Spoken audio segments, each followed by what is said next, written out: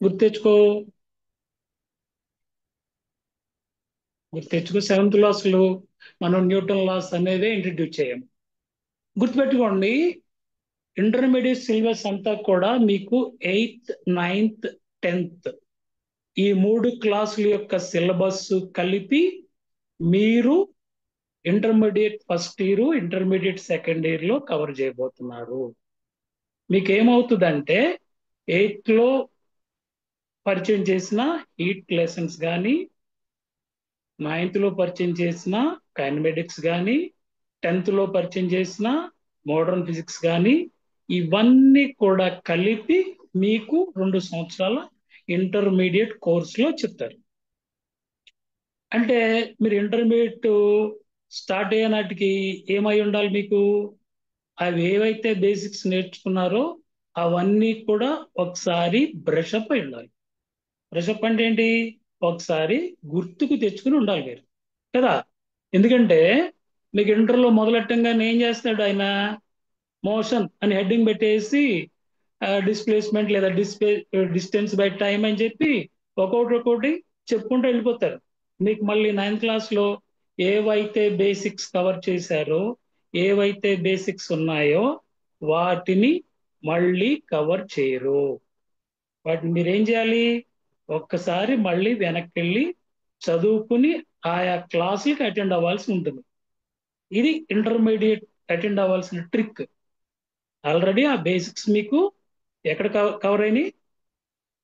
ఎక్కడ కవర్ అయినాయి? This is interactive class, గుర్తుపెట్టుకోండి. ఎక్కడ కవర్ అయినాయి? 8th 9th 10th sir. 8th 9th 10th లో మీకు మోషన్ అండ్ న్యూటన్ లాస్ మీకు 9th క్లాస్ లో.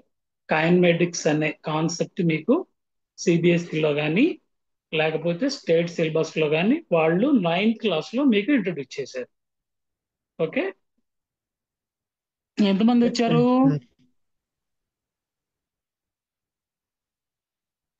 Let us see.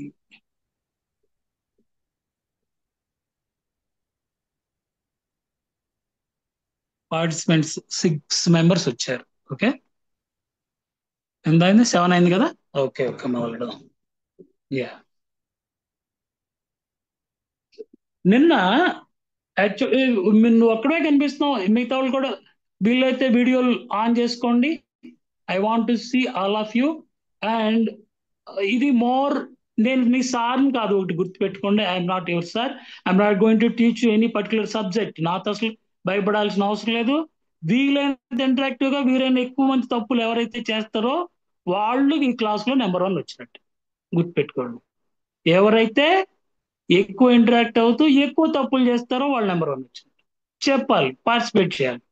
That is the criteria. అర్థమైందా? మిగతా వాళ్ళందరూ కూడా మైక్రోఫోన్స్ ఆన్ చేయండి ప్లీజ్. 6 మెంబర్స్ ఉన్నారు. హలో, అక్షయ, హర్షిత, హలో. నీరజ, శ్రీనిధి అందరూ మీరు వీడియోస్ ఆన్ చేసుకోండి అమ్మా. అన్మ్యూట్ మీరు చేసుకోండి. ఆ, మీరు వీడియో ఆన్ చేయకపోయినా పర్లేదు. మైక్రోఫోన్ ఆన్ చేసి హాయ్ అని చెప్పండి చాలు. Hi. Hi sir. Hi sir. ఎవరు నువ్వు? నీ పేరేంటమ్మా? అక్షయ్ సార్. అక్షయ. ఇంకెవరున్నారు? ఒకళ్ళు హాయ్ చెప్పి మీ పేరు చెప్పండి. నెక్స్ట్ అక్షయ్ అయిపోయింది. ఎవరు? హర్షిత ఉన్నారంట ఎవరో, చూడండి. Hello, hi sir, I'm Srinidhi.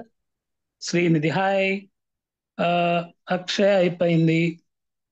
Harshita hi. Harshitha Harshitha ఉందా? Hi Harshitha. Hi Dhanush. Hi Srinidhi. Hi Neeraja. ఎవరు కూడా హాయ్ చెప్పట్లేదు. Good evening sir. Good evening. It should be more interactive. మీరు ఎక్కడున్నారు, ఏం నేర్చుకుంటున్నారు, ఏం చేస్తున్నారు అనేది తెలుసుకోవటం ఈ ఈ ఈ సెషన్స్ యొక్క ఇదనమాట. నిన్న మీకు గుర్తుందా, సార్ ఒక ప్రశ్న వేశారు మిమ్మల్ని. ఏం ప్రశ్న అది? మోల్ మోల్ అనేది ఒక నెంబర్కి సంబంధించింది. మోల్ నెంబర్ ఏం చెప్పారు ఆయన? ఏం చెప్పారు?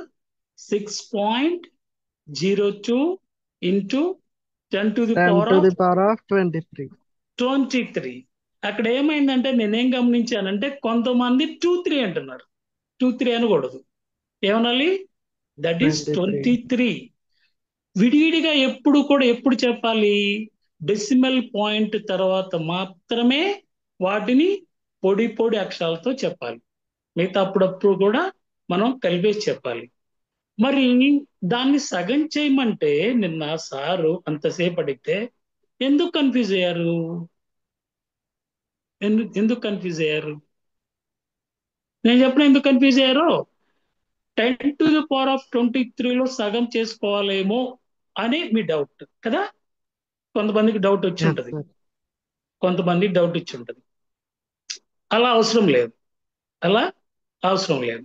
ఇప్పుడు దీన్ని సింపుల్, ఇవన్నీ చాలా ఇంపార్టెంట్. మీరు ఇంటర్లోకి ముందుకు వెళ్ళి లెక్కలు చేసేటప్పుడు ఆ రూల్స్ అండ్ రెగ్యులేషన్స్ ఎక్కడెక్కడైతే ఉపయోగించాలో అవి మీకు చాలా ఇంపార్టెంట్. ఇప్పుడు 6,000ని 6 into 10 to the power of అని రాసేటప్పుడు ఎంత వస్తుంది? ఇక్కడ ఎంత రావచ్చు? ఐడియా ఉందా? 6,000ని నేను 10 పవర్స్ లో రాద్దాము అనుకుంటున్నాను అనుకోండి, ఎంత వస్తుంది అక్కడ? ఇక్కడ ఇక్కడ షేర్ మీకు వైట్ బోర్డ్ వచ్చిందా? వైట్ బోర్డ్ వచ్చిందా? Yes, white sir. బోర్డ్ చూడగలుగుతున్నారా? ఓకే. Yes. ఇక్కడ ఏం చేస్తున్నాను? 6,000 ఇళ్లలో పడుతుంది, కనబడుతుందా? 6,000 ఇళ్లలో కనిపిస్తుంది. 6,000 కనిపిస్తుందా? Yes, sir. Yeah. 6 into 10 to the power of, ఎలా రాయొచ్చు దీన్ని? పవర్ ఏమొస్తుంది ఇక్కడ? 3, sir. Yes, very good, 3. ఎందుకంటే 10 స్క్వేర్ అంటే ఒకటి పక్కన 2 సున్నాలు వస్తాయి కదా, 100 వస్తుంది. అలాగే 10 క్యూబ్ అంటే ఏమొస్తుంది మనకి? 1 పక్కన 3 సున్నాలు వస్తాయి కదా. ఇప్పుడు నిన్నట్లాగా నేను 6 into 10 to the power of 3, దీన్ని నేను ఆఫ్ చేద్దాం అనుకున్నాను, సగం చేద్దాం అనుకున్నాను. సగం చేస్తున్నాం అంటే ఏం చేయాలి? 2 పెట్టి డివైడ్ చేయాలి, అంతేనా? ఏ sir no? Somebody say no, అంతే కదా? Hello hello Hello. యా, అంతేనా? కనెక్షన్స్ ప్రాబ్లం ఇది. దేవి, ఇదేమన్నా కనెక్షన్ స్లోగా ఉంటుందా? ఆహా, లేదు సార్. అమ్మ, అందరూ అన్మ్యూట్ చేసుకోండి అమ్మా, మ్యూట్ చేసుకోని అవసరం లేదు. మీకు ఆన్సర్ రాంగ్ అయినా రైట్ అయినా కూడా పర్వాలేదు, చెప్పండి ఇది ఫ్రీగా. ఇది ఇది ఇది ఇంటరాక్టివ్ క్లాస్.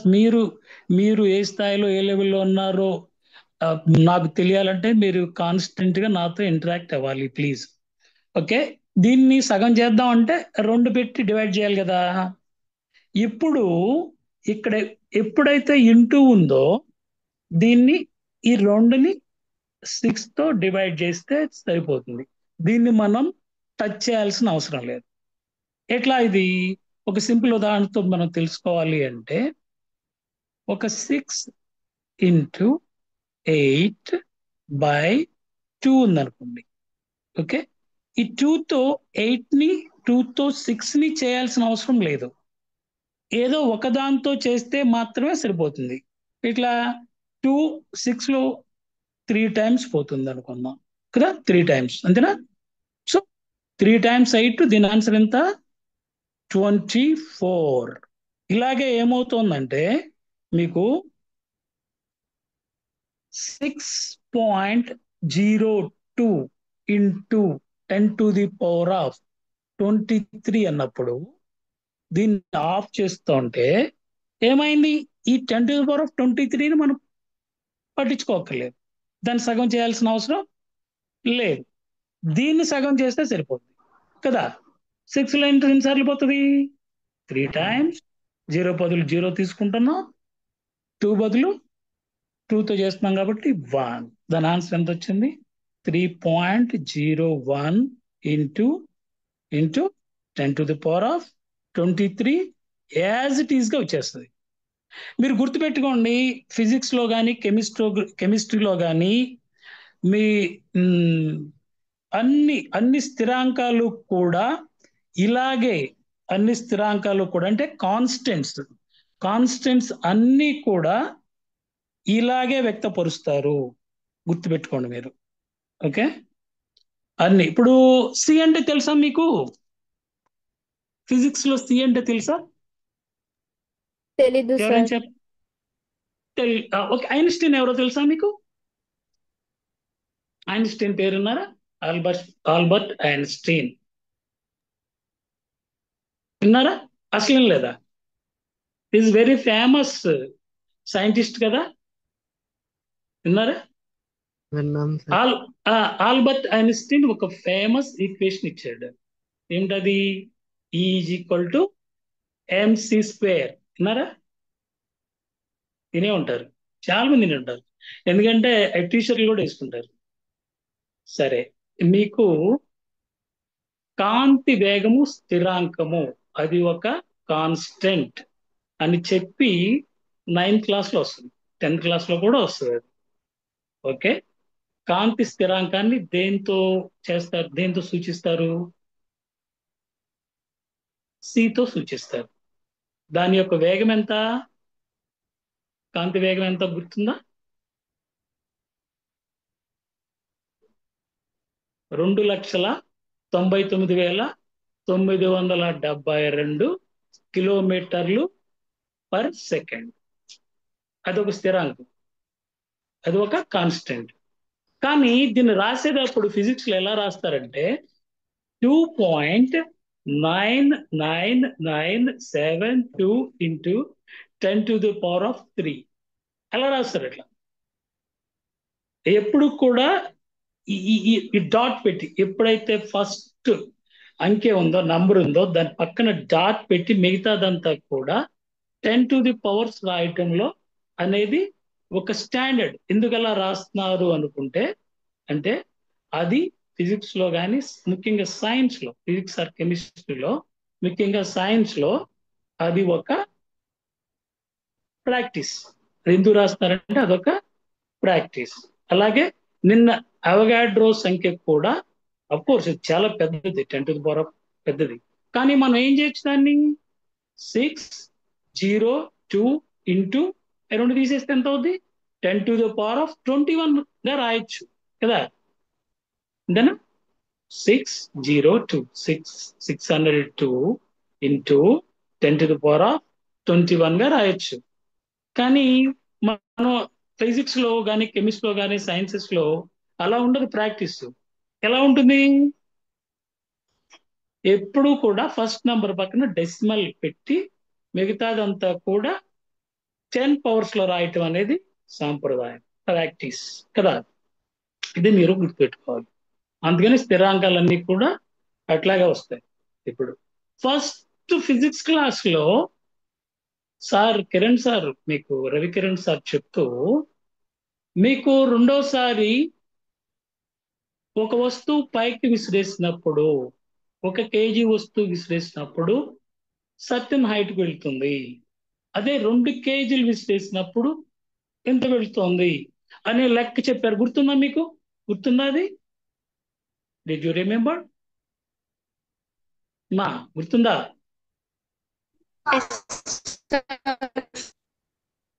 యా. అప్పుడు ఏమైంది? యాక్చువల్ గా ఆ ప్రశ్న ఒక ట్రికీ ప్రశ్న. గెలీలియో అనే శాస్త్రవేత్త తెలుసా మీకు? రీనో గెలీలియో, ఎప్పుడైనా విన్నారా పేరు? Yes sir. యా, గెలీలియో అనే శాస్త్రవేత్త ఇంక్లైన్ ప్లేన్స్ తర్వాత ఫస్ట్ ఆయన ఒక ఎత్తు నుంచి, అంటే దీనికి ఒక కథ ఉంది, యాక్చువల్గా ఇది కథ అయి ఉండొచ్చు. లీనింగ్ టవర్ ఆఫ్ పీసా అనేది రోమ్ లో ఒక ఇలా వాల్గా ఉండే ఒక టవర్ అన్నమాట.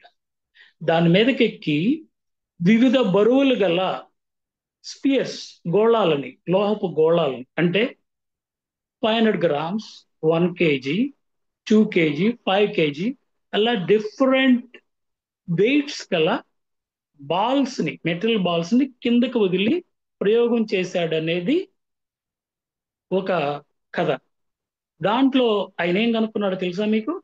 ఏం కనుక్కున్నాడు? ఒక 5 kg బాల్, ఒక 1 kg బాల్, మెటల్ బాల్, రెండింటి కూడా వదిలినప్పుడు అవి రెండు కూడా ఏది మొదట భూమిని చేరుతుంది? ఎవరైనా చెప్పండి, ఏది మొదట భూమిని చేరుతుంది? Which will touch the earth first? నేలని ఏది తాగుద్ది? ఎవరైనా చెప్పండి.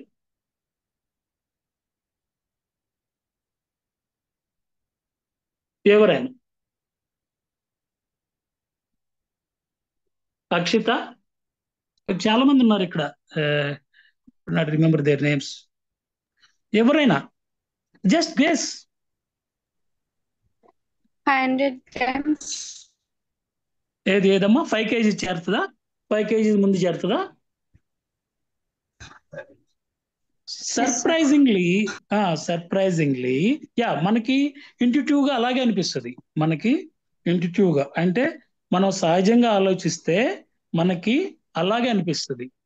కానీ గెలీలియో ఏం కనుక్కున్నాడు అంటే గాలి గనక లేకపోతే, గాలి నిరోధకం గనక లేకపోతే, ఏ బరువు గల వస్తువు అయినా సరే, 100 kg అయినా సరే, 1/2 kg అయినా సరే, అవన్నీ కూడా ఒకేసారి నేలను తాకుతాయి అని ప్రతిపాదించాడు ఆయన. అంటే గురుత్వాకర్షణ శక్తి, గురుత్వాకర్షణ లేకపోతే గురుత్వాకర్షణ బలం అనేది ఆ వస్తువు యొక్క వెయిట్ మీద మాస్, వెయిట్ అంటే ఇక్కడ మాస్ కూడా వెయిటే, మాస్ మీద, వెయిట్ మీద ఆధారపడి ఉండదు. అది ఆయన కనుక్కున్నది. అదే మీకు అక్కడ లెక్కలో రివర్స్ గా చెప్తున్నాడు. మీరు ఏం చేస్తున్నారు? 1 kg బరువు గల వస్తువునైనా పైకి విసురుతున్నారు, 2 kgల బరువునైన వస్తువునైనా విసురుతున్నారు. ఆ బరువుకు కావాల్సిన బలం ఏమిటి? మీ చేతి నుండో మిషన్ నుండో వస్తుంది కదా. ఆ జీ అనేది వెయిట్ మీద ఆధారపడదు. ఏమి ఇచ్చారు అక్కడ ఫార్ములా? H గుర్తుందా మీకు? H U²/TG కదా. U² అంటే ఏంటి? యు అంటే ఏంటి? U² అంటే ఏంటి అక్కడ? ఏమా?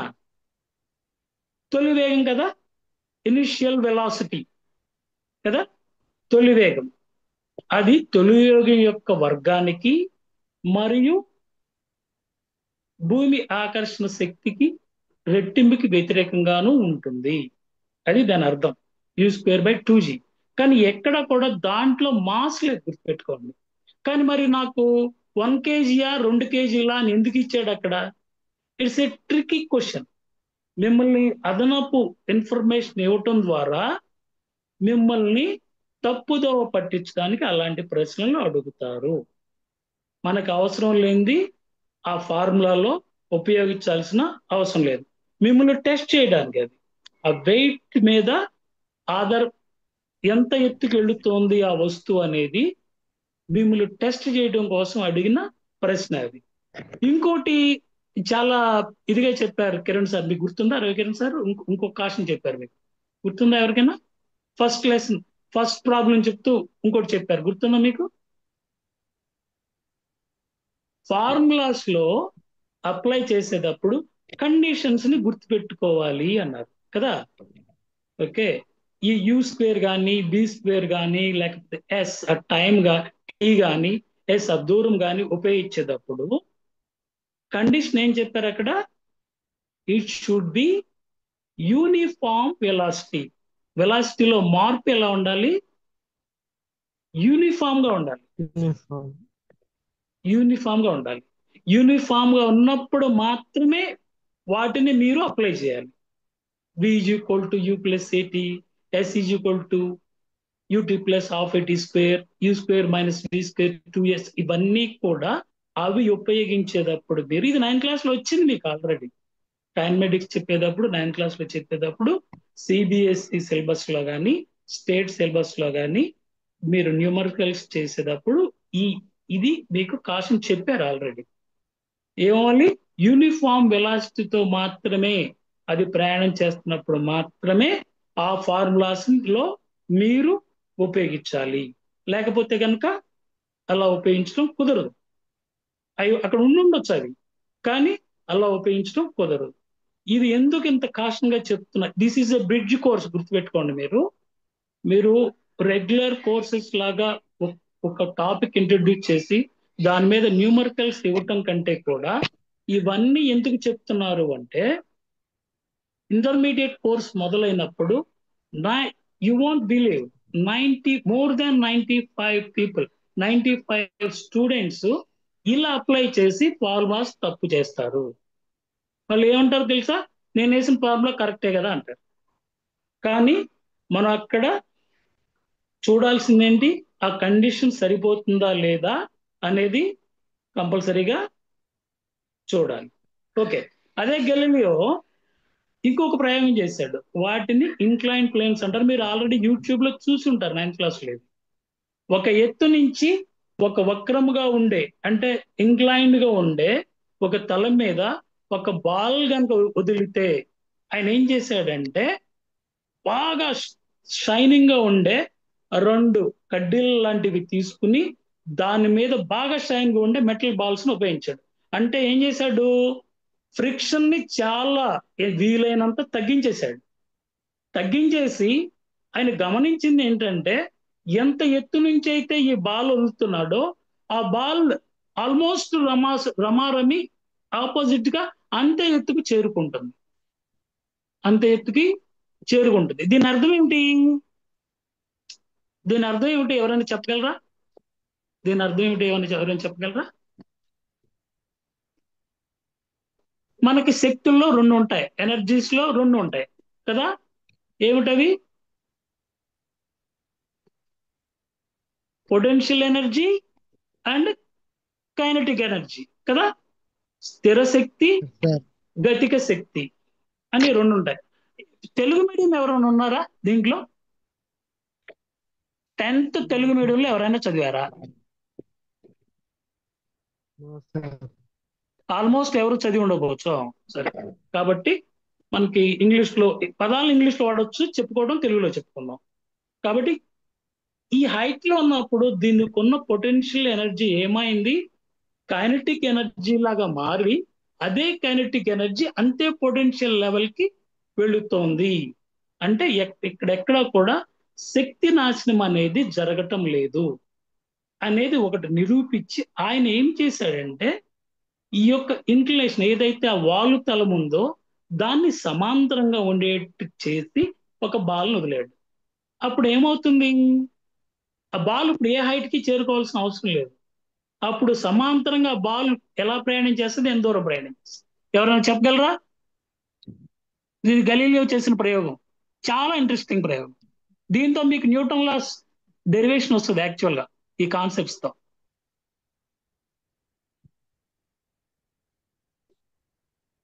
ఈ అడ్డు లేకపోతే ఏమవుతుంది? ఆ గోళం అలా నిరంతరంగా ప్రయాణం చేస్తూనే ఉంటుంది కదా. సమవేగంతో ఎంత Yes, sir. పొటెన్షియల్ ఎనర్జీ అయితే అది అందుకుందో అదే వేగంతో అది నిరంతరం ప్రయాణం చేస్తూనే ఉంటుంది. దీనిని ఫస్ట్ ఇచ్చింది గలీలియో. కానీ న్యూటన్ దీనికి న్యూమరికల్ అండ్ మ్యాథమెటికల్ ఫార్ములా ఇవ్వబట్టి ఇది న్యూటన్ ఫస్ట్ లా అయింది. న్యూటన్ ఫస్ట్ లా ఏంటి? ఎవరికైనా గుర్తుందా? 9th క్లాస్ లో చెప్తారు. ఎవరికైనా గుర్తుందా? ఎవరైనా చెప్పగలరా?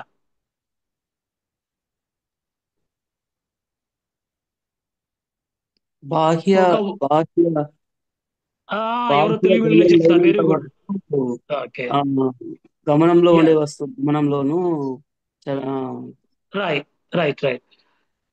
ఒక వస్తువు రెస్ట్ లో ఉన్నప్పుడు అదే స్థితిలో ఉండటానికి సమవేగంతో, అంటే బాహ్యంగా మనం ఏ ఫోర్సు ప్రయోగించినప్పుడు దాని మీద ఏ బలాలు లేనప్పుడు సమవేగంతో, గుర్తుపెట్టుకోండి, సమవేగంతో ప్రయాణిస్తున్న వస్తువు అదే వేగంతోనూ అంటే అదే దిశలోనూ ప్రయాణం చేస్తుంది.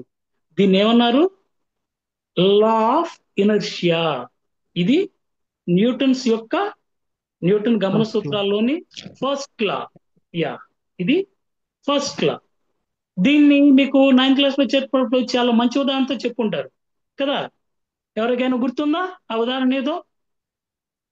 ఎవరికైనా గుర్తుందా? ఈజీ. మీరు బస్సులో కూర్చున్నారు, సీట్లో కూర్చున్నారు. సడన్ గా బస్ కదలటం మొదలైంది అనుకోండి, గబాలను మీరు వెనక్కి కొట్టుకుంటారు లేదా?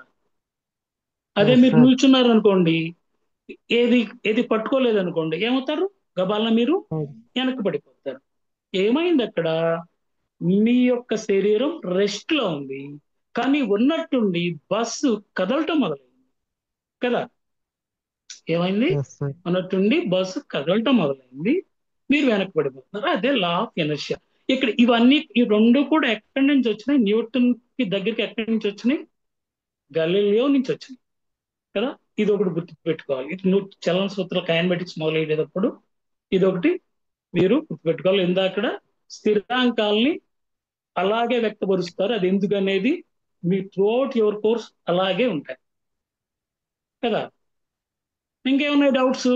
నేను మీకు వచ్చిన డౌట్స్ నేనే కల్పించుకుని నేనే చెప్పేశాను కదా.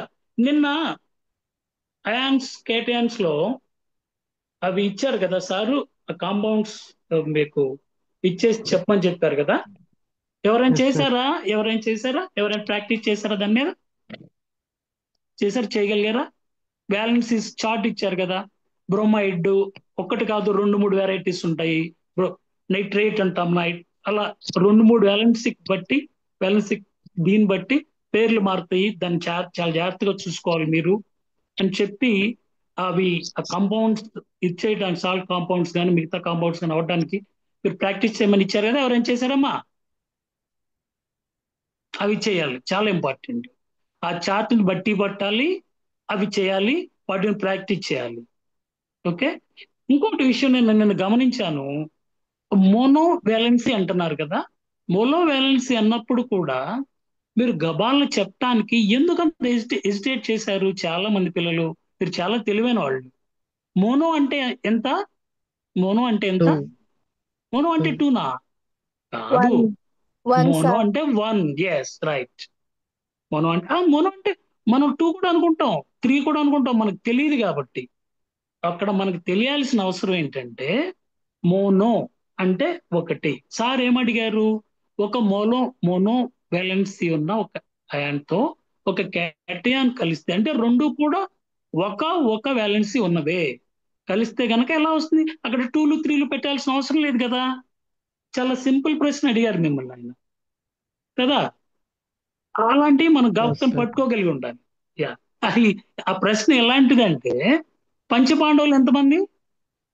ఐదుగురు. ఆన్సర్ దాంట్లోనే ఉంది. పంచ అంటే 5గురు. పంచపాండవులు ఎంతమంది? 5గురు. ఆన్సర్ దాంట్లోనే ఉంది. అట్లాగే మోనో వ్యాలెన్సీ అంటే ఒక వ్యాలెన్సీ ఉన్నదే. ఇప్పుడు సోడియం అయాన్ ఒకటి మోనో వ్యాలెన్సీతో ఉంది, క్లోరిన్ అయాన్ ఒకటి, క్లోరైడ్ అయాన్ ఒకటి మోనో వ్యాలెన్సీతో ఉంది. దాని ఫార్ములా ఏమవుతుంది?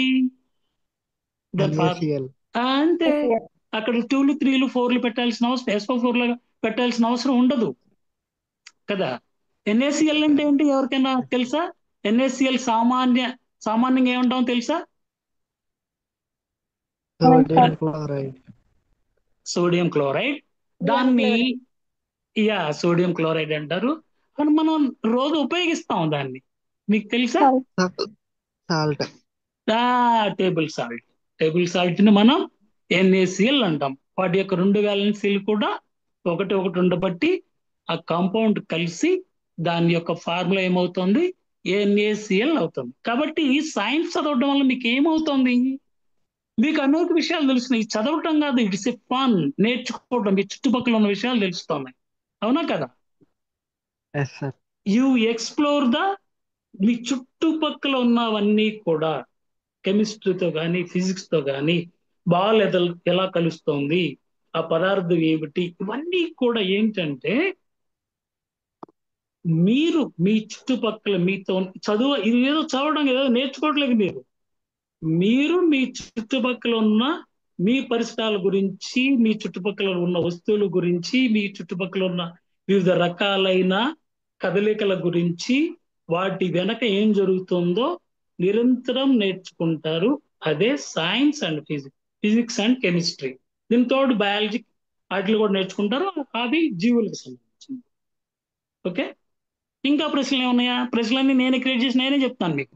ఇంకా ఇంకా ఎక్కడన్నా ఎప్పటివరకు ఉన్న క్లాస్లో ఫిజిక్స్ కెమిస్ట్రీలో ఎక్కడన్నా డౌట్ వచ్చిందా? సరే, మిమ్మల్ని ఒక ఇంకో ట్రికీ ప్రశ్న అడుగుతాను. ఇన్ఫినిటీ అంటే ఎవరికైనా తెలుసా?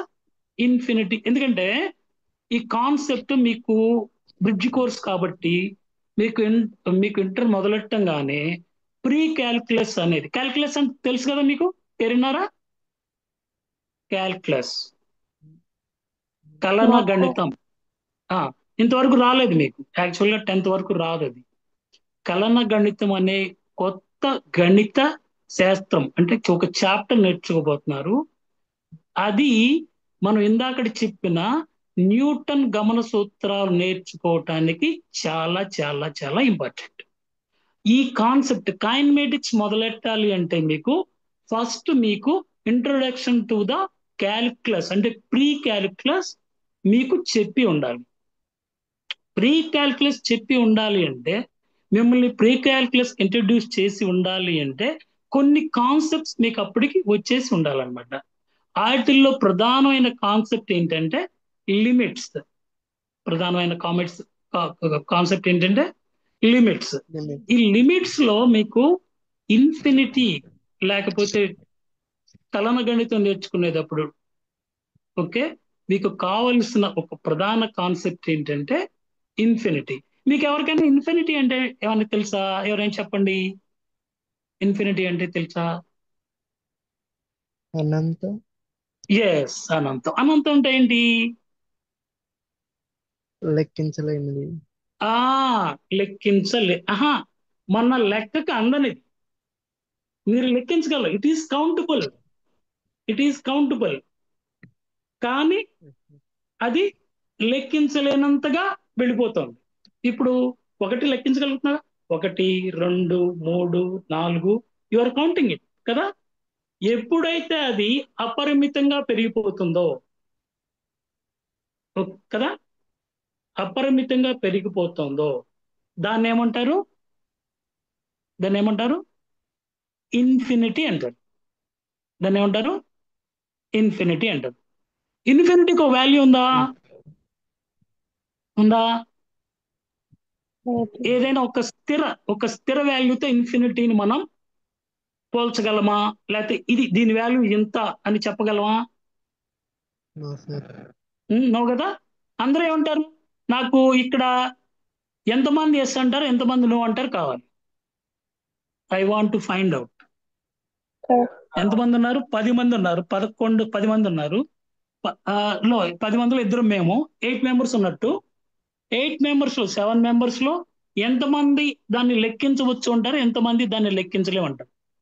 Does it have any value? దానికి ఏమన్నా ఒక వాల్యూని మనం ఆపాదించవచ్చా? No sir.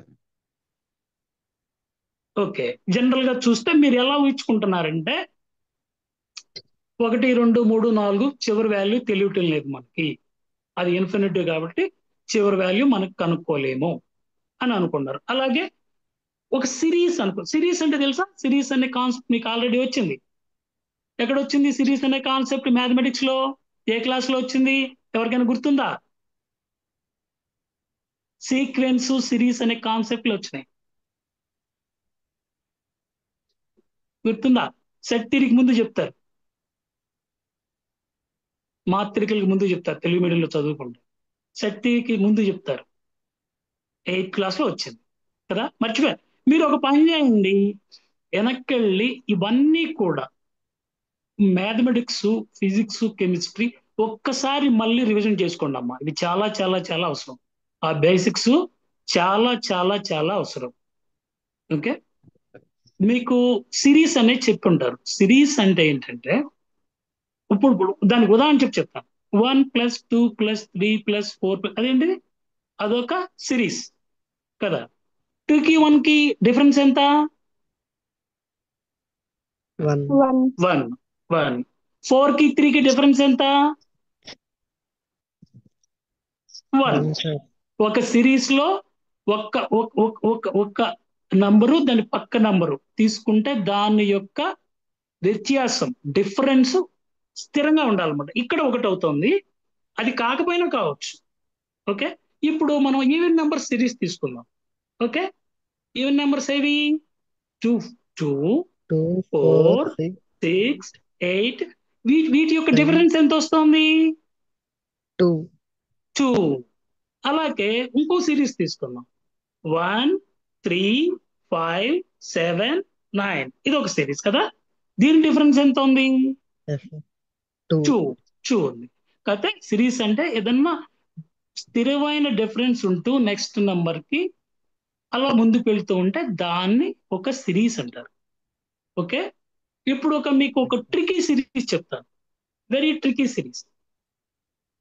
ఓకే, ఫస్ట్ ఒకటి తీసుకున్నాను, దానికి ఎంత యాడ్ చేస్తున్నాను? దాంట్లో హాఫ్ యాడ్ చేస్తున్నాను. ఒకటిలో హాఫ్ ఎంత? Half. హాఫ్. దాన్ని అంకెల్లో చెప్పండి, దాన్ని నంబర్స్ లో చెప్పండి. 1/2. Very good, 1/2.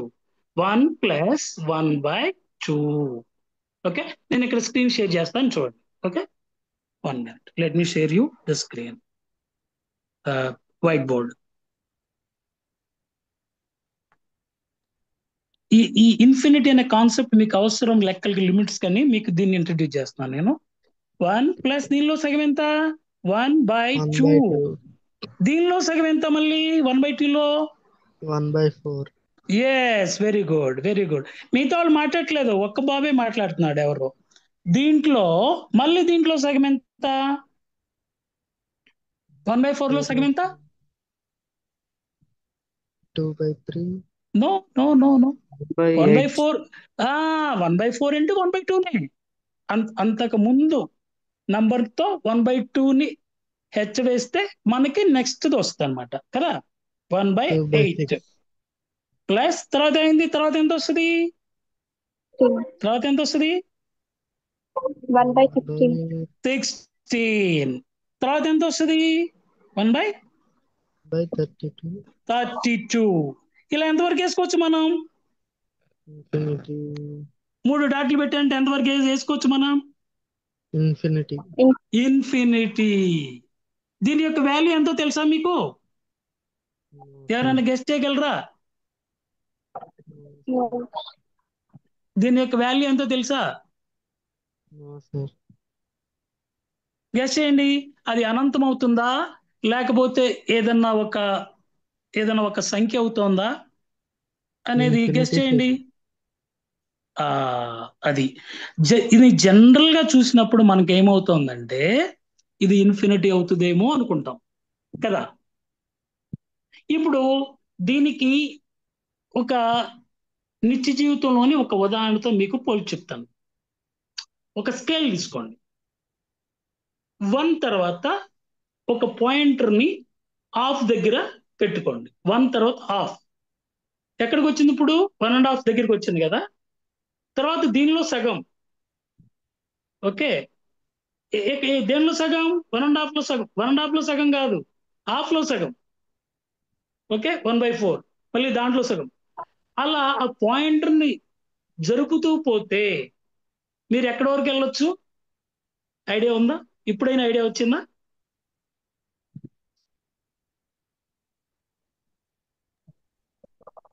No అది idea. అది అనంతం అయినప్పటికీ అది మీరు ఎంత దూరమైనా వెళ్ళండి, ఎంతైనా కలుపుకోండి దీన్ని, అది 2 దగ్గరికి వెళ్ళి ఆగుతుంది. 2 కంటే తక్కువే ఉంటుంది. మీరు అనంతమైన ఈ విలువలు ఏదైతే మనం ఈ సిరీస్ ని కలుపుతామో అది మొత్తము కలిపి ఎంత అవుతుంది? ఎంత అవుతుంది? 2. 2. 2. దీన్ని ఏమంటారంటే కన్వర్జెంట్ సిరీస్ అంటారు. ఏమన్నారు దీన్ని? Convergent convergent. series. కన్వర్జ్ అవుతుంది, అది డైవర్జ్ అవ్వట్లేదు.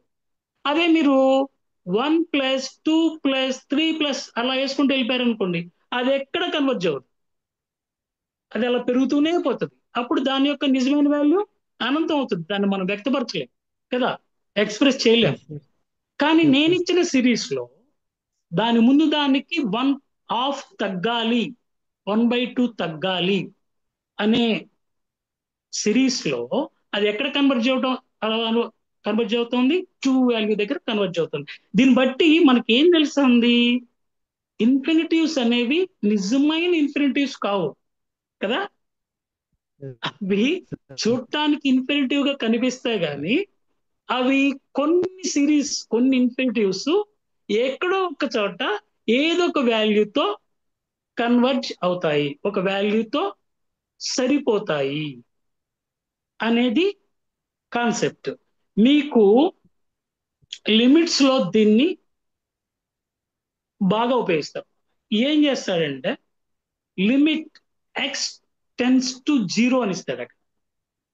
లిమిట్ ఎక్స్ టెన్, ఇది మీకు ఆల్రెడీ చెప్తారు, మీకు కంగారు పడక్కర్లేదు. ఇదేమి మీకు ప్రీ క్యాలిక్యులస్ స్టార్ట్ చేసినప్పుడు, లిమిట్స్ చాప్టర్ స్టార్ట్ చేసినప్పుడు, మీకు ఇంటర్ మొదలెట్టంగానే మొట్టమొదట స్టార్ట్ చేసే చాప్టర్ బైనామియల్ థియరం కానీ లిమిట్స్ కానీ.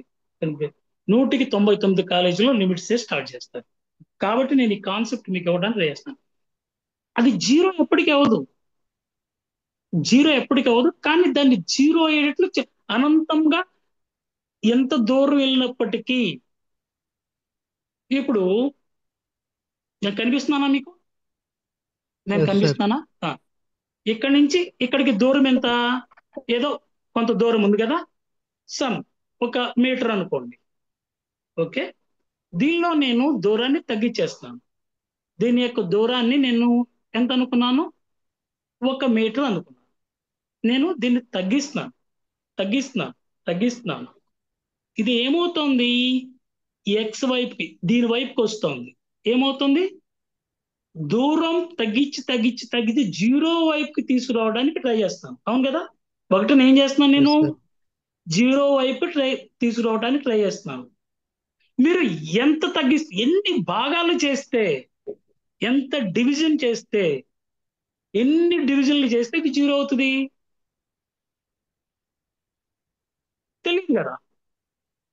We don't know కదా. దాన్ని ఎన్ని డివిజన్లు అయినా చేయొచ్చు మనం, ఆ డివిజన్ దేని వైపు వెళ్తుంది, 0 వైపు వెళ్తుంది, కానీ 0 అవుతుంది కానీ ఇక్కడ కాన్సెప్ట్ ఏంటంటే డివిజన్స్ ఆర్ ఇన్ఫినిటీ.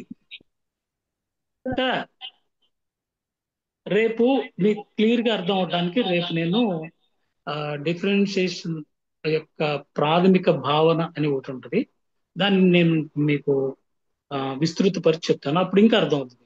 కాకపోతే ఇన్ఫినిటీని చూసి భయపడాల్సిన అవసరం లేదు, అవి కన్వర్జ్ అవుతాయి, వాటితో మనము లెక్కలు చేయబోతున్నాము ఇంటర్మీడియట్ లో అనే కాన్సెప్ట్ ఒకటి మీరు గుర్తుపెట్టుకోవాలి.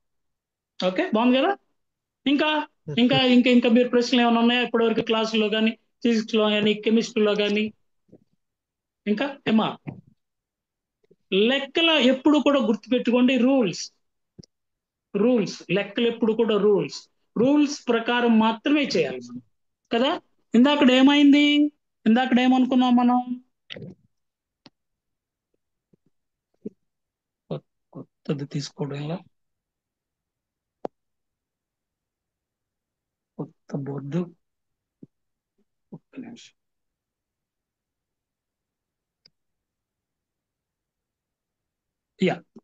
ఇందాక ఏం చేసాం, 6 into 4/2 వేసుకున్నప్పుడు ఈ రెండు దీంతో గాని చేస్తే సరిపోద్ది, రెండింటితో చేయవలసిన లేదు కదా మనం.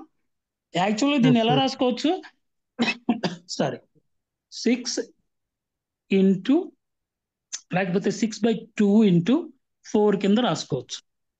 కానీ కొంతమంది పిల్లలు ఈ తప్పు చేస్తారు, ఎలాగంటే 6 + 4/2 ఉంటే ఇప్పుడు ఈ 2ని 6తో చేయొచ్చా, ప్లస్ ఉన్నప్పుడు చేయొచ్చా? No, sir. చేయకూడదు. ఇంటర్మీడియట్కి వచ్చిన తర్వాత కూడా ఇలాంటి చిన్న మిస్టేక్స్ చేసే పిల్లలు నేను గమనించాను, కాబట్టి ఇవి నేను మీకు చెప్తున్నాను. మీకు ఇది యాక్చువల్గా చాలా ఫండమెంటల్, కానీ వాళ్ళు నేర్చుకోవడంలో తేడా ఉండటం వలన ఇలాంటి చిన్న చిన్న మిస్టేక్స్ చేస్తున్నారు. అసలు దీని అర్థం ఏమిటో తెలుసా మీకు? 6/2 10/2. అలా కాకపోయినా ఇలా కూడా, యువర్ రైట్, ఇలా కూడా చేయొచ్చు. దీని అసలు అర్థం ఏంటంటే 6/2 ప్లస్ 4/2. + 4. 4/2 4 Sir. కాదు 4 కాదు 4/2. ఇంటూలో మాత్రమే అక్కడ నువ్వు 2ని తీసేయచ్చు. ఇక్కడ మాత్రం దీని రియల్ ఇదేంటంటే 6/2 ప్లస్ 4/2. అప్పుడు ఏమవుతుంది? 3 ప్లస్ 2 + ఎంత? 2. 3 + 2 5. = 5. 5. ఇందా నువ్వు చెప్పిన ఆన్సర్ వస్తుంది. పైన ఏం చేసాం? 6 + 4 కలిపాం, 10/2. 10లో 2 ఎన్నిసార్లు పోతుంది? 5 టైమ్స్ 5 times. పోతుంది. కాబట్టి ఎప్పుడైతే ప్లస్ ఉందో మీరు జాగ్రత్తగా ఉండాలి. మీరు గబాలన 2 ఉంది కదా అని చెప్పి ఒక ప్లస్ లో యువతల పక్క ఉన్న దాన్ని డివైడ్ చేసేటం చేయకూడదు కదా. చేయొచ్చలా? Yes, sir. చేయకూడదు. చేయకూడదు sir. ఇప్పుడు x + y / z అన్నాం అనుకోండి, డివైడెడ్ బై z అన్నాం అనుకోండి. ఇదవట్లేదు ఇది. ఓకే సరే, ఈ వైట్ బోర్డ్ ఎందుకు పనిచేయట్లేదు. ఇలా ఊహించుకోండి, x + y whole divided by z అన్నాం అనుకోండి. దాన్ని ఎలా రాయొచ్చు? x/z + y + ఎస్, అది నిజానికి దాని అసలు రూపం ఏంటంటే x/z + y/z. రెండింటిని z పెట్టి డివైడ్ చేయాలి. అదే x ఇంటూ y/z అని అనుకోండి, దాని అసలు రూపం ఏంటి? x/z × y. ఈ z ని దేంతో అయినా చేయొచ్చు. Your right, x/z × y or x × y/z. × y/z. దేంతో చేస్తే, దేంతో సమానంగా చేస్తే దాంతో చేయొచ్చు. ఇది ఒకటి కామన్ మిస్టేక్, జనరల్ గా చేస్తారు, అలా చేయకూడదు. ఇంకా ఇంకా ఇంకా ప్రశ్నలు ఏమైనా ఉన్నాయా ఎవరికైనా? ఎప్పటి వరకు జరిగిన క్లాసుల్లో మీరు అందుకోగలుగుతున్నారా? చేయగలుగుతున్నారా? బాగా అర్థం అవుతుందా? Yes, sir. ఇప్పుడు దీనివల్ల మనం నేర్చుకున్నది ఏంటంటే, మీరు మళ్ళీ నాకు తెలిసి మీరు 8th 9th 10th బుక్స్ ఎవరికి ఇచ్చేసి ఉంటారు, లేకపోతే ఇచ్చేసి ఉంటారు. మీరు ఆన్లైన్లో మళ్ళీ డౌన్లోడ్ చేసుకొని ముఖ్యంగా సైన్స్ బుక్, అది biology book, science book, maths book, వాటి యొక్క బేసిక్స్ మళ్ళీ ఇంకోసారి తిరగండి. ఇవి చాలా ఇంపార్టెంట్. ఇంకొక ట్రిక్కీ క్వశ్చన్ అడిగినా మిమ్మల్ని. ఎంత అయింది టైం? మనకి టైం ఉందా? దేవ్ గారు టైం ఎంత అయిందండి? ఇంకా 15 minutes ఉంది. ఓకే, ఇంకొక ట్రిక్కీ క్వశ్చన్ అడిగినా మిమ్మల్ని, Yes, sir. టెంపరేచర్ కి హీట్ కి తేడా ఏంటి?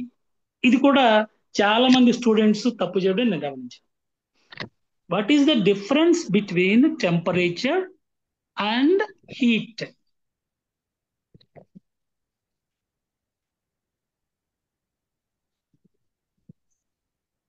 ఓకే, ఇప్పుడు మనం థర్మామీటర్ ఉపయోగిస్తామా? Yes, sir. Yes, yeah, sir. Thermometer ఉపయోగిస్తున్నాము. థర్మామీటర్ ఉపయోగించి మన టెంపరేచర్ టెస్ట్ చేసుకుంటాం కదా. Yes, నా sir. టెంపరేచర్ టెస్ట్ చేసుకుంటాను. అది ఎంతో చెప్తుంది, ఎంతో 98.7 సంథింగ్ లైక్ ఎంతో చెప్తుంది. ఫారెన్ హీట్ కాబట్టి we're talking about in Fahrenheit. 100 ఉంటే 99.7, 100 ఉంటే జ్వరం వచ్చిందని చెప్పుకుంటాం కదా.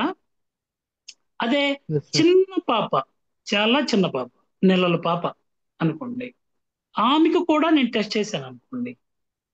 ఓకే, అప్పుడు కూడా 98.7, 98 సేమ్ ఉందనుకోండి. నా టెంపరేచర్ ఎంత ఉందో ఆమె టెంపరేచర్ కూడా అంతే ఉందనుకోండి.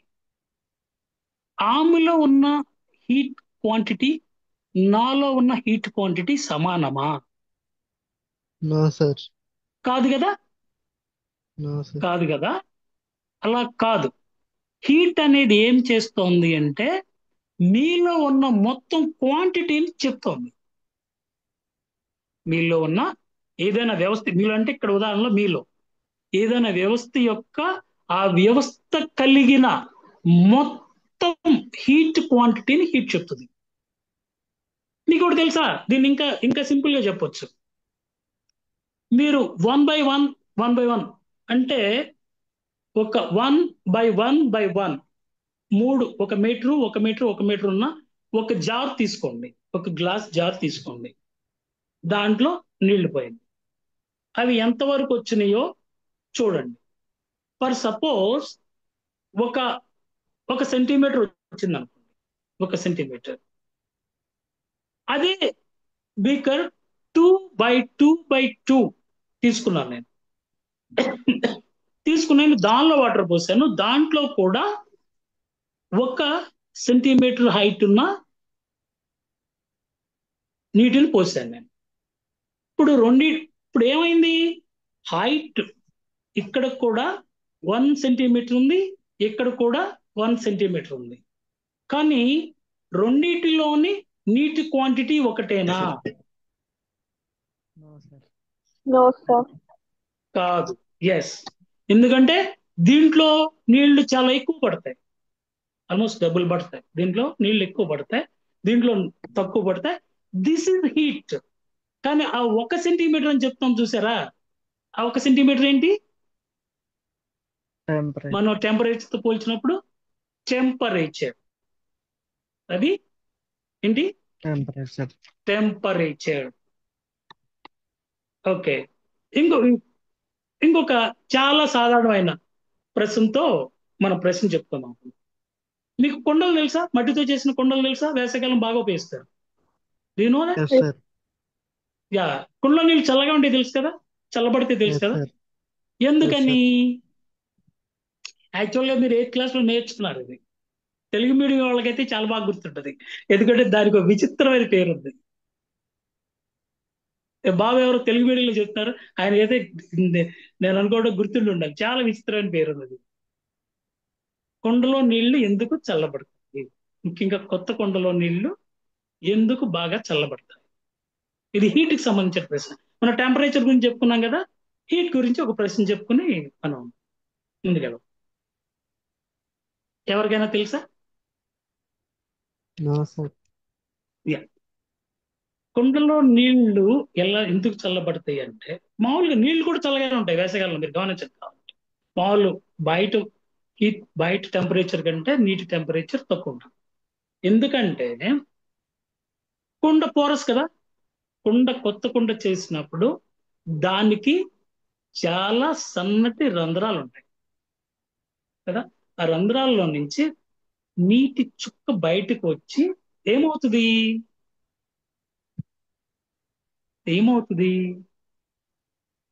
ఆవిరి అవటానికి ట్రై చేస్తుంది. ఆ ఆవిరికి కావలసిన హీట్ని అది ఎక్కడి నుంచి తీసుకుంటుంది? వాతావరణం నుంచి తీసుకుంటుంది కదా, అట్మాస్ఫియర్ నుంచి తీసుకుంటుంది. అట్మాస్ఫియర్ నుంచి తీసుకుని ఇది ఆవిరైపోవాలి. కాకపోతే ఇక్కడ అది తొందరగా ఆవిరైపోవాలి అనే హడావుడిలో చివరిలో ఏం చేస్తుందో తెలుసా? అది అట్మాస్ఫియర్ నుంచి వస్తున్న హీట్ కోసం వెయిట్ చేయకోకుండా లోపల నీటిలో ఉన్న హీట్ని తీసేసుకుని ఆపరేట్ ఆ నీటి కింద ఏమైంది?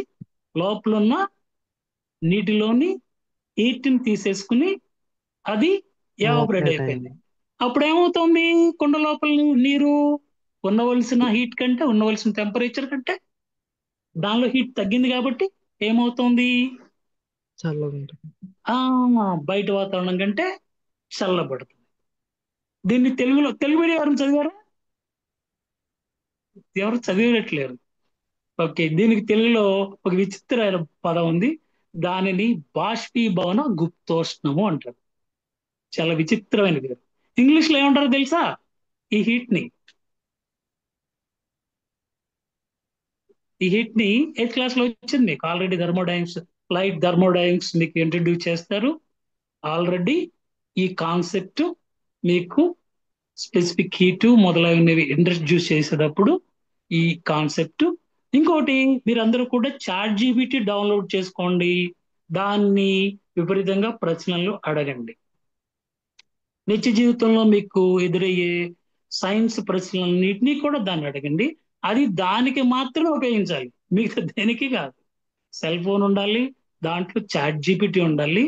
దానిని మనం నాలెడ్జ్ ఎన్హాన్స్ చేసుకోవడానికి, మనకు వచ్చే డౌట్స్ ని తీర్చుకోవడానికి ఉపయోగించుకోవాలి. మీరు ఈ ప్రశ్న దాన్ని అడగండి, ఖచ్చితంగా ఆ హీట్ పేరు ఏంటో అది మీకు చెప్తుంది. అది నాకు మీరు రేపు చెప్పాలి. ఓకేనా?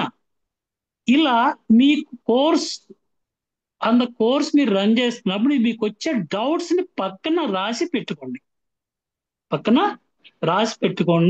మీరు అడగండి. అప్పటికప్పుడు నాకు తెలిస్తే నేను మీకు చెప్తాను, లేకపోతే నేను తెలుసుకుని వచ్చి మీకు చెప్తాను.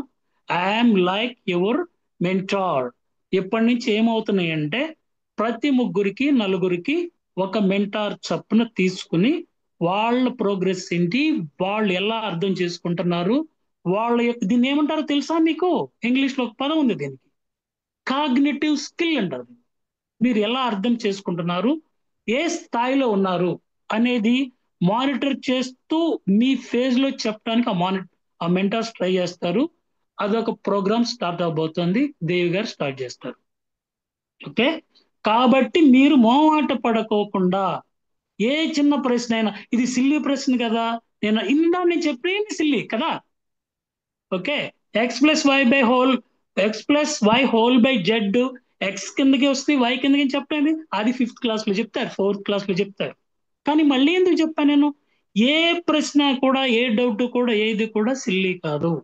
ఎంత సిల్లీ అయినా మీరు అడగండి, మొవాట పడొద్దు, ఇంటరాక్టివ్గా ఉండండి, నేర్చుకోండి. బేసిక్స్ మళ్ళీ ఒకసారి బ్రష్ అప్ చేసుకోండి, మీకు కోర్స్ చాలా బాగా అర్థమవుతుంది. శ్రీనివాస్ సార్ బాగా చెప్తున్నారు, రవికిరణ్ సార్ బాగా చెప్తున్నారు, జాగ్రత్తగా ఫాలో అవ్వండి. మీకు ఒకటి తెలుసా, హై స్కూల్ వరకు ఏమంటారు మీకు బోధించే గురువుల్ని ఏమంటారు? ఎవరైనా చెప్పండి. టీచర్ అంటారు. టీచర్ అంటారు. వాళ్ళు మీకు టీచ్ చేస్తారు. తెలుగులో ఒక పదం ఉంది తెలుసా మీకు? ఉపాధ్యాయుడు. ఉపాధ్యాయుడు ఏంటంటే తెలుసా? ఉపదేశించేవాడు, ఉపదేశం చేసేవాడు. మీకు అర్థమయ్యేటట్టు, మీకు ఒక మంత్రాన్ని ఉపదేశించినట్టు మీకు అర్థం అయిపోయిన చదవాలి మీరు. కానీ మీరు ఇప్పుడు ఏం చేస్తున్నారు? కాలేజీ నుంచి గురువు గారిని ఏమంటారో తెలుసా? లెక్చరర్స్. యా, దాన్ని తెలుగులో ఏమంటారంటే అధ్యాపకుడు అంటారు. ఏమంటారు? అధ్యాపకుడు అంటారు. అధ్యాపకుడు అంటే ఏంటి అర్థం తెలుసా? అధ్యయనం చేస్తూ చెప్పేవాడు. ఇప్పుడు మీరు ఏమవుతున్నారు? ఒకళ్ళు చెప్పింది ఉపదేశించే స్థాయి నుంచి, నేర్చుకునే స్థాయి నుంచి మీకు మీరై అధ్యయనం చేయి. అధ్యయనం అంటే ఇంగ్లీష్ లో స్టడీ. ఏమంటారు దాన్ని? స్టడీ. మీకై మీరు స్టడీ చేసి, మీకై మీరు విషయాలను అర్థం చేసుకునే ఫేజ్ లోకి ఎంటర్ అవుతున్నారు. ప్రతిదీ కూడా మీరు ఏం చేయాలి? మీ అంతటికి మీరు అర్థం చేసుకోవడానికి ట్రై చేయాలి. అర్థం కాకపోతే అడగాలి. కాన్సెప్ట్స్ అన్నిటినీ అర్థం కాకపోతే మళ్ళీ మళ్ళీ మళ్ళీ మళ్ళీ అడగాలి. అది ఎంత సిల్లీ అయినా సరే, ఎంత సింపుల్ ప్రశ్న అయినా సరే. యాక్చువల్ గా విద్యార్థులు అడిగే ప్రశ్నలో సిల్లీ ప్రశ్నలు అంటే ఉండవు, అసలు ఎవరైనా సరే. 6th అయినా మీరు ఎంత సిల్లీ ప్రశ్నలు అడగండి, మెంటార్స్ రాబోతున్నారు. ఓకే, వాళ్ళు మీరు అడిగే ఏ ప్రశ్న, మీరు ప్రశ్నలు అడగటమే తరువాయి, అది ఎంత సింపుల్ ప్రశ్న. ఇలా నేర్చుకోండి. మీరు లెసన్ నేర్చుకున్న తర్వాత మీకు వచ్చిన డౌట్స్ ని నోట్ చేసి పెట్టుకోండి, అది చాలా ఇంపార్టెంట్. అలా తీర్చుకుంటేనే మీకు ముఖ్యంగా ఫిజిక్స్ న్యూమరికల్స్ రూపం దాల్చబోతుంది. 10th వరకు మీరు ఒక ఒక రాస్తే, డిస్క్రిప్టివ్ గా రాస్తే సరిపోయేది, మార్కులు వచ్చాయి. కానీ ఇంటర్ అలాగా, ఆ నేర్చుకున్న దాన్ని అప్లై చేయగలిగి ఉండాలి. అన్ని ఫార్ములాస్ వస్తూ ఉంటాయి, ప్రాబ్లమ్స్ లో ఇస్తూ ఉంటారు, వాటిని న్యూమరికల్స్ లో మీరు సాల్వ్ చేసే స్థితికి రావాలి. అలా రావాలంటే మీకు కాన్సెప్ట్స్ పట్ల క్లారిటీ ఉండాలి, చాలా క్లారిటీ ఉండాలి, చాలా క్లారిటీగా నేర్చుకోవాలి. కాబట్టి ప్రతి కాన్సెప్ట్ ఎంత ఎంత సిల్లిగా అనిపించినా మీరు నేర్చుకోవడానికి ట్రై చేయాలి. ఓకేనా? రేపటి నుంచి మీకు అసలు క్లాస్ అయిన తర్వాత మీ వీలుని బట్టి 1/2 అవర్ కానీ 45 minutes కానీ doubts class and this explanation class ఉంటుంది. ఒక హాఫ్ అన్ అవర్ మీరు 45 మినిట్స్ ఎక్స్ట్రాగా కేటాయించవలసి ఉంటుంది. ఆ విషయం మీకు దేవి గారు చెప్తారు. దేవి గారు ఓకేనా? Okay sir. విరించి గారు వచ్చినట్టున్నారు మధ్యలో. వచ్చారు సార్, మళ్ళీ లీవ్ అయ్యారు, మళ్ళీ వస్తున్నానని మెసేజ్ పెట్టారు సార్. ఓకే ఓకే అమ్మా, మీరు ఏదన్నా నన్ను డౌట్స్ అడిగితేనే క్లాస్ లీడింగ్ గా బాగుంటుంది, లేకపోతే నాకు నేనే కల్పించుకుని చెప్పాల్సి అది. ఓకేనా? ఇవాళకి ఉందాం, 1 అవర్ అయిపోయినట్టుంది. Okay bye sir so everybody Bye, bye. sir. Excuse me sir. చెప్పండి అమ్మా. Thank you so much for wonderful session sir. అసలు చాలా థ్యాంక్ చాలా యూ. ఇంట్రెస్టింగ్ గా ఉంది సార్. చాలా కూల్ గా నవ్వుతూ అసలు చాలా క్లియర్ గా ఎక్స్ప్లెయిన్ చేశారు సార్. స్టార్టింగ్ నుంచి థ్యాంక్ యూ. ఫినిషింగ్ వరకు చాలా ఇంట్రెస్టింగ్ గా ఉంది సెషన్ ఈ రోజు. Thank you so thank much. You thank you Virinchi అమ్మా. సార్ వచ్చారు, అలాగే సుధాకర్ బాండ్ గారు వచ్చారు. బాణ్ గారు వచ్చారు, నేను చూపిస్తాను. బాణ్ గారు వచ్చారు, నాకు చూపిస్తాను. సుధాకర్ గారు, మీరు సార్ సార్ ఆ, నేను మొట్టమొదటిసారి చాలా రోజుల తర్వాత మళ్ళీ విద్యార్థిని అయ్యి మీ ఫిజిక్స్ మ్యాథమెటిక్స్ క్లాస్ వినుకుంటూ కూర్చున్నాను. సార్ సార్ అలవాటుగా నేనే సార్ రీసెర్చ్ చేశాను. చాట్ బాక్స్ లో ఒక స్టూడెంట్ అడిగారు రివైజ్ చేయాలా సార్ అంట. ఏమండి చాట్ బాక్స్ లో ఒక స్టూడెంట్ ఒక క్వశ్చన్ అడిగారు, అన్ని చాప్టర్లు రివైజ్. మీకు అయితే నేను ఆ రేపు ఒక పని స్టూడెంట్ చేస్తాను. పేరు విరించి విరివింటి అని ఉంది. లేదు, మీకు ఇంటర్కి సన్నద్ధం అవడానికి కావాల్సిన చాప్టర్స్ ఏవేవి ఇంపార్టెంటో అవి ఒక లిస్ట్ ఇవ్వడానికి, అది రిబ్రష్ చేసుకోవడానికి ఒక లిస్ట్ ఇవ్వడానికి గ్రూప్ లో ట్రై చేస్తాను నేను. మీకు చాలా ఈజీ అది. మీకు 8th లో థర్మోడైనమిక్స్ వచ్చింది, హీట్ వచ్చింది, థర్మోడైనమిక్స్ ఇంట్రడ్యూస్ చేశారు. కైనమెటిక్స్ 9th క్లాస్ లో వస్తుంది, మోడర్న్ ఫిజిక్స్ 10th క్లాస్ లో వస్తుంది. ఇవన్నీ కూడా ఒక్కసారి మళ్ళీ రీబ్రష్ చేయాల్సిన అవసరం ఎంతైనా ఉంది. సార్ విరించి గారు. సార్ అది చాలా హెల్ప్ఫుల్. అంటే మీరు చెప్తుంటే నిజంగానే నేను మళ్ళీ 8th 9th 10th class books తెచ్చుకొని మళ్ళీ చదవాలి అనిపిస్తుంది. అంత బాగా చాలా చెప్పారు మీరు. అండ్ ఇప్పుడు మేబీ బిఎస్ఎక్స్ మర్చిపోయినాం సార్. అంటే నిజానికి మేము పూర్తిగా వేరే ఫీల్డ్ లోకి వెళ్ళిపోతాం, కానీ ఇవి ఎక్కడో ఒకటి గుర్తున్నాయి. అవన్నీ గుర్తున్నాయి, మళ్ళీ చెప్తుంటే గుర్తుకొస్తున్నాయి. కానీ ఇంట్రెస్ట్ కలిగింది అనమాట. నిజంగానే సీరియస్ గా బుక్కులు తెచ్చుకొని చదువుదాము అన్నట్టుగా. నేను అందుకే అడిగాను, సీరియస్ గానే అడిగాను, అంటే ఇప్పుడు సార్ నేను అది అని. అదే క్లాస్ మోడ్ లో సార్ చెప్తున్నారు కాబట్టి, ఆల్రెడీ శ్రీనివాస్ సార్ చాలా బాగా చెప్తున్నారు, రవికిరణ్ సార్ చాలా బాగా చెప్తున్నారు. మనకు వచ్చిన ఒక లోటు ఏంటంటే మ్యాథ్స్ ఎవరు దొరకలేదు ఇంకా. మీరు చెప్తున్నారు కాబట్టి క్లాస్ మోడ్ లో కాకుండా ఒక ఇంటరాక్టివ్ మోడ్ లో ఒక లైటర్ వెయిన్ లో చెప్పడానికి, వాళ్ళు ఏ ప్రశ్న డోంట్ హెజిటేట్, ఎంత సిల్లీగా అయినా అనిపించవచ్చు, అడగడానికి వీఆర్ హియర్ అని చెప్పడానికి. టుమారో ఆన్వర్డ్స్ మన బాండ్ సార్ గారు ఉంటారు, కనిపించారా? బాండ్ ఈయన కూడా ఎక్స్ సైంటిస్ట్ ఇన్ డిఆర్డిఓ అండి, నా classmate. Sir hi sir, Bond గారు. Okay, we both work. మేము జైఎన్టీయు కాకినాడ నుంచి ఫ్రెండ్స్. మేము డిఆర్డిఓ అనే ఆర్గనైజేషన్ ఇద్దరం కలిపి పనిచేసి ఇప్పుడు కూడా ఇంకా ఫ్రెండ్స్ గానే ఉన్నాం. మీరు ఏ ప్రశ్నలు అడిగినా సరే ఆయన కూడా ఆన్సర్ చేయడానికి రేపటి నుంచి రెడీగా ఉంటారు. సార్ మీరు అబ్దుల్ కలాం గారితో వర్క్ చేసినారు కదా? ఎస్ అండి, ఎస్. నేను వెళ్ళేదాడికి మా దురదృష్టం ఏంటంటే, మేము వెళ్ళేదాడికి ఆల్మోస్ట్ వెళ్ళిపడాను, 2 months కూడా లేడు. ఆయన కూడా చాలా ఓపిక చెప్తారండి. మీరు ఏమన్నా అడగండి, మీరు అరటి పండు చేతిలో ఒలిసి పెట్టినట్టు చెప్తారండి. ఎంత ఓపిక అంటే మనిషికి. మాకు కూడా కొంచెం ఇది అలవాటు అవ్వడానికి కారణం ఆయననే.